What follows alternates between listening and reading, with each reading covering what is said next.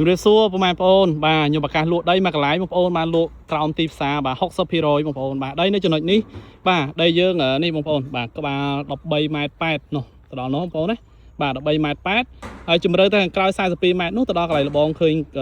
នេះហ្នឹងមានដើមចន្ទីដើមអីបងប្អូនណា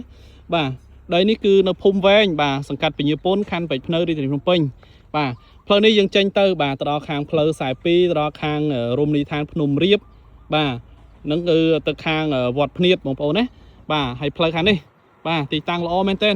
បាទនេះចុះមកពីផ្លូវ130រកទីតាំងនេះប្រហែលជា50 ម៉ែត្របងប្អូនបាទផ្លូវ130នៅមុខឃើញឡានឃើញអីបាទផ្លូវ130ហ្នឹងបត់ឆ្វេងបងប្អូនឡើងទៅខាងភ្នំប្រសិទ្ធបាទបត់ស្ដាំឡើងទៅផ្សារតាពាំងព្រាយឡើងទៅខាងផ្សារពេជ្រភ្នៅបាទទីតាំងល្អបងប្អូនបាទលក់តម្លៃធូរនៅលើផ្លូវរត់15 ម៉ែត្របាទផ្លូវចាក់បេតុងឲ្យស្អាតហើយបាទមានគេរស់នៅជុំវិញអ៊ូអនៅជិតផ្សារឲ្យឃ្លាំងនៅពីក្រោយគេទៀតបាទលក់តម្លៃធូរបងប្អូនណាបាទហាងឆេង3-10,000ជាងមកប្រកាសលក់ត្រឹមតែ 75,000 ណាដីប្លង់រឹងបាទបងប្អូនចាប់អារម្មណ៍បាទទិញសម្រាប់សង់គេអដ្ឋានទិញសម្រាប់ធ្វើផ្ទះធ្វើវិឡាឲ្យរស់នៅបាទឬមួយក៏ធ្វើអីបើកលក់គ្រឿងសំណង់បើកលក់កៅអៅធ្វើអីបើកលក់បាយលក់កាហ្វេអីក៏បានដែរបងប្អូនបាទទីតាំងនេះបាទព្រោះ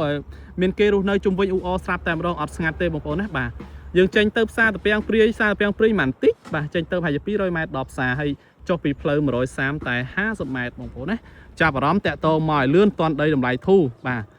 ហាងឆេង13,000ជាងលក់75,000លក់ធូរបងប្អូនបាទចាប់អារម្មណ៍តាក់ទងមកលឿនមកបាទអរគុណសូមគោរពលាបាទតាមលេខទូរស័ព្ទខ្ញុំមាន Telegram ណាបាទអរគុណបាទ